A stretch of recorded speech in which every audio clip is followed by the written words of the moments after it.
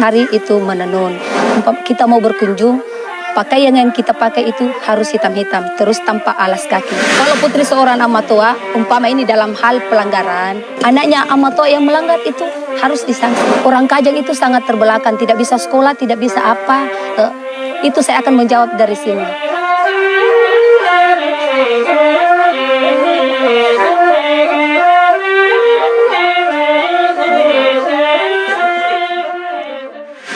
Salamaki Antama Rilalang Embaya. Selamat datang di kawasan masyarakat adat Amatoa Kajang. Konon katanya masyarakat pertama di bumi atau orang pertama di bumi adalah masyarakat adat Kajang. Dalam perkembangannya, orang-orang Kajang kemudian menyebar di seluruh wilayah Nusantara dan bahkan dunia. Nah, karena menjadi sebagai orang pertama, maka masyarakat Kajang erat kaitannya dengan tanah, erat kaitannya dengan hutan, dan erat kaitannya dengan lingkungan serta alam semesta. Nah, pertama saya akan bertemu dengan salah seorang perempuan hebat Kajang, yang dia memiliki aktivitas segudang, tidak hanya aktivitas untuk kepentingannya dia sendiri, tapi untuk komunitas perempuan. Langsung saja kita ketemu dengan Mbak Ramlah, akan cerita banyak siapa beliau dan apa kegiatannya. Selamat siang Mbak Ramlah. Siang juga Mas Arif. Terima kasih sudah berkenan menerima kami. Kalau bicara soal masyarakat adat Kajang, itu kan ada wilayah yang kemudian di dalam begitu ya, istilahnya mereka memegang teguh wilayah adat, tradisi dan aturan yang mengikat begitu. Terus kemudian juga ada wilayah di luar. Nah, boleh ceritakan apa perbedaan paling mendasar? Perbedaan dari kedua wilayah kawasan ini, yang tidak bisa modern itu di dalam Embaya, terus yang bisa modern itu di dalam Embaya. Dan kami sekarang ini berdiri di pas pintu gerbang kawasan adat Amatoa, yang batasnya memang yang sudah tidak bisa modern.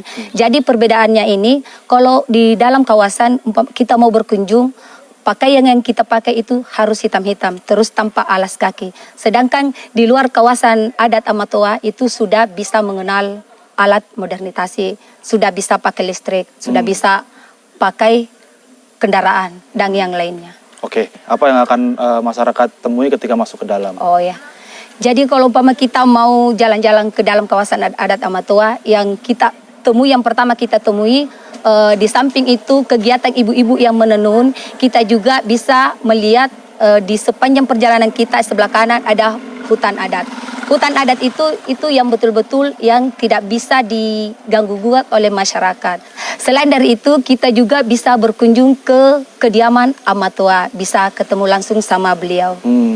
Amma itu di sini bapak, tua itu orang tua, jadi bapak yang dituakan. Menjadi putri beliau itu ada keistimewaan atau tidak sih sebenarnya? Kalau putri seorang Amatoa, umpama ini dalam hal pelanggaran, Amatoa itu tidak segan-segan kalau memang anaknya melanggar, saudaranya atau kerabat yang paling terdekatnya itu, karena mungkin itu adalah keluarga dekatnya sehingga sanksinya ditunda-tunda dulu, itu tidak. Kalau umpama anaknya Amatoa yang melanggar itu harus disanksi. Berarti beliau sangat adil ya? Kalau soal pelanggaran itu tidak ada yang istimewa. Orang tua saya, menurut saya itu sangat bijaksana. Iya. Jadi selama ini statement atau stigma orang di luar itu bahwa orang Kajang itu sangat terbelakang, tidak bisa sekolah, tidak bisa apa. Itu saya akan menjawab dari sini. Saya sendiri kan sudah sekolah. Itu sebenarnya dia tidak melarang untuk anaknya, keluarganya untuk bersekolah, menuntut ilmu keluar. Selama itu kalau dia pulang, dia mengikuti aturan yang ada di dalam kawasan. Oke, berarti tadi cerita Kak Ramlah juga sekolah berarti? Jadi dari keturunan langsung beliau Amatoa, yang pertama kali saya yang jadi sarjana. Artinya keturunan Amatoa juga sekolah, berarti masyarakat umum juga boleh sekolah. Tapi tadi harus menjaga tradisi ketika Iya, tradisi. Iya. Bagaimana kondisi perempuan di masyarakat adat Kajang? Perempuan itu di masyarakat adat Kajang dengan laki-laki itu perannya itu sama. Cuman memang kalau laki-laki itu dia dominan di bertani atau beternak. Kalau perempuan itu dia memang itu 90% itu kegiatan sehari-hari itu menenun. Oke, baik, sekarang cerita soal kelompok yang tadi Kak Ramlah ceritakan. Kenapa sebagai seorang anak kepala suku ya, anak Amatoa, Kak Ramlah mau bersusah payah bikin kelompok, bikin kegiatan, karena selama ini tenun itu cuman dia dalam bentuk sarung, iya, dengan pasapu ikat kepala. Yang selama ini juga tamu-tamu yang datang itu menganggapnya kalau sarung itu mahal sekali, 1 juta, sedangkan pasapu itu ada 500. Dan itu kalau ada pengunjung itu tertentu orang yang membeli. Jadi berkat dari bimbingan kemitraan, teman kami ada yang diundang ke Jakarta 3 orang untuk belajar. Terus dari situ kemitraan mengundang Lawe untuk datang ke Kajang untuk melatih teman-teman dalam hal ini untuk menjahit. Jadi di kelompok kami itu Kalea ada 15 orang.